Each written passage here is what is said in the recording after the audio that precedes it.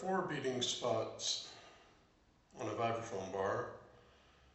First one is right over the resonator. I call that center bar. The next one is right on the edge of the resonator. Call that mid bar. Then there's over the node. Call that the node. And then there's the edge. And all 4 have different sounds.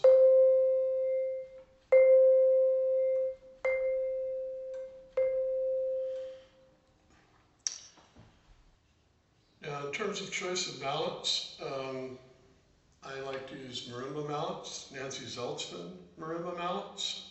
They're graduated. So in this bottom note, bottom mallet, I have a NZ5.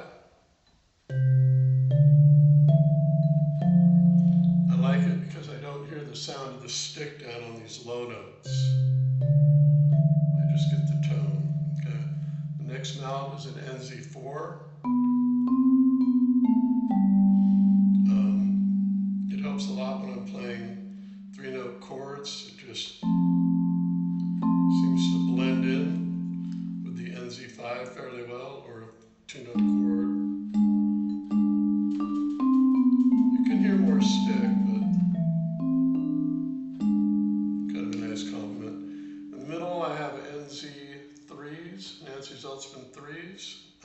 They have more attack. So when I'm soloing, it'll come out. And then on the top, I have a NZ2. This lets me play up high on the vibraphone. I have 4 octaves, so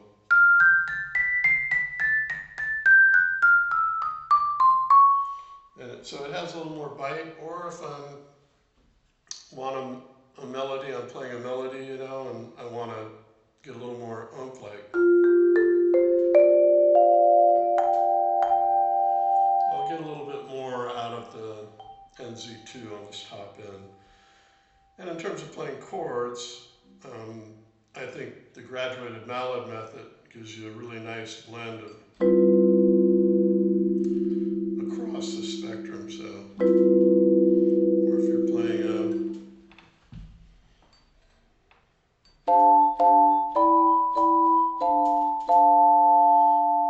it brings out the top notes, but these bottom notes, you're not hearing a ton of stick like you would if you had all mallets of the same hardness.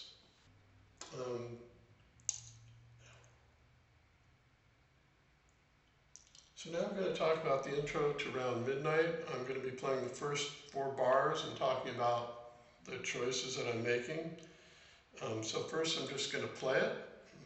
You can watch it, and then I will talk about the choices.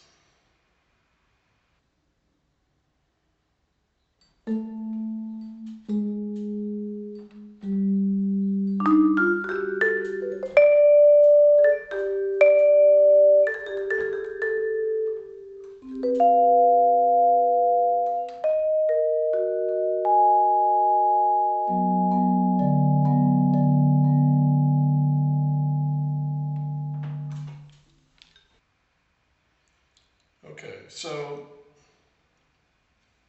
it starts off with the first 2 bars, and normally it's just like,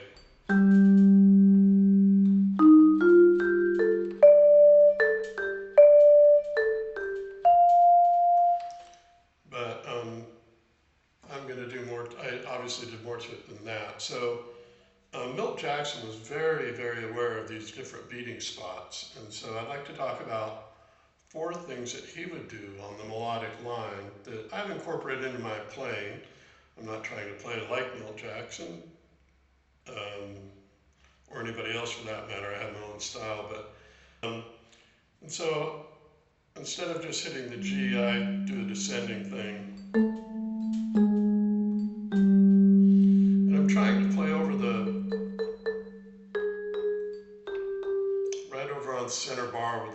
out so that it blends a little bit better with my bottom mallet.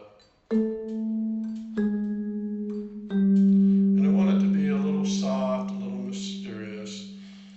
Okay, so the first thing that Milt liked to do was to play grace notes. And he would do this by playing the grace note on the node and then the actual note on the center, on the mid bar. So you can hold the pedal down on the,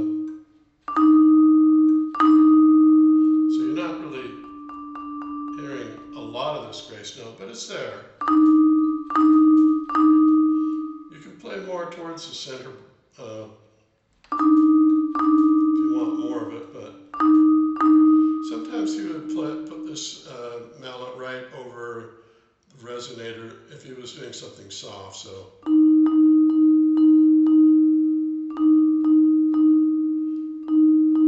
little different sound. So I start off going. Now the next note is this D, and this is the second thing that Milt liked to do, which was harmonic run-ups to a note. So he would play B, C, C sharp, and then the D. So now it can be a little bit of a problem with the pedaling, but Milt had a trick for this. So suppose I don't pedal at all, and I just get, then the D is not going to come out. Now I can go ahead and hit this D and hold the pedal down. That sounds pretty good. But I'd like a little bit more of a schmear sound out of the harmonic run-up. So I'd like to have the pedal down for that. But now the D is kind of lost in the mix. So what Milt would do is hit the D twice and pedal in between. So you have to pedal down, and after he does that, he's going to mute it and then hit the D again. So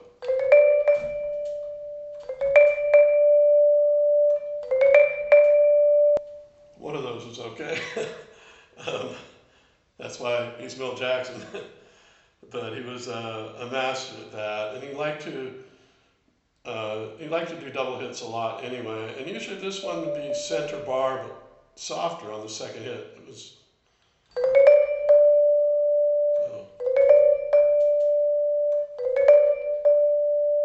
Okay. The third thing he liked to do was simulate vibrato, and he would do this. Now, a vibraphone does not have vibrato. What it has is volume fluctuation. That's what the fans are doing when they rotate. They change the volume. They don't change the pitch. So if you want to simulate vibrato, what Milt came up with was this. Vibrato is oscillating between two notes. Let's say the A and the G, and he would throw in the G sharp and go back and forth. So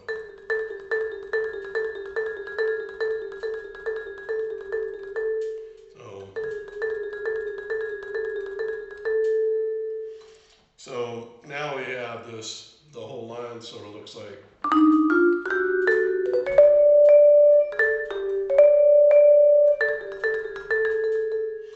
And what I'm going to do on this vibrato is end it on the A.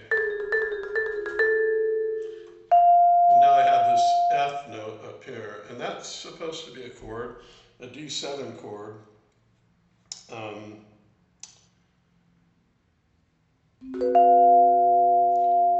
And I'm throwing in the 13th. Now, one of the problems we have relative to piano players is we don't have quite the same touch. So if I just hit this chord with all the notes at once, it's okay, but F isn't really coming out, and I can play this hand a little softer, but this B here is still going to be loud because my wrist has to come down. So what a lot of pianists do, and vibraphonists too, is they'll roll the chord into the F, and then they'll be able to hit the F a little bit harder. So just roll it up. After the next two bars are this descending chord followed by a high note, and then this figure down there. So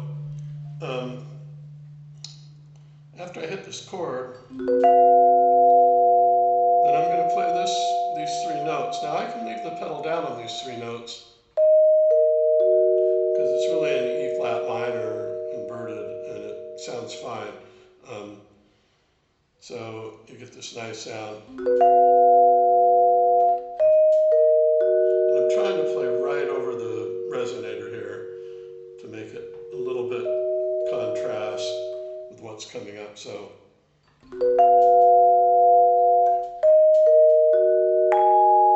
I'm going to hit this A flat up here with the NZ2 mallet, and I mean I could try the NZ3, but didn't have quite the same bite. So and I'm going to hit it on the mid bar, maybe even closer to the node. So I just get a little bit more of that stick sound. And now I can leave the pedal down after I hit that note. So, and down here I'm going to use my three mallets to, these two will be on the edge, and this one I'll rotate and try to get near the center. So I'll be hitting this note close to the node, pedal down, and you can get away with that because these low notes with these softer mallets are not going to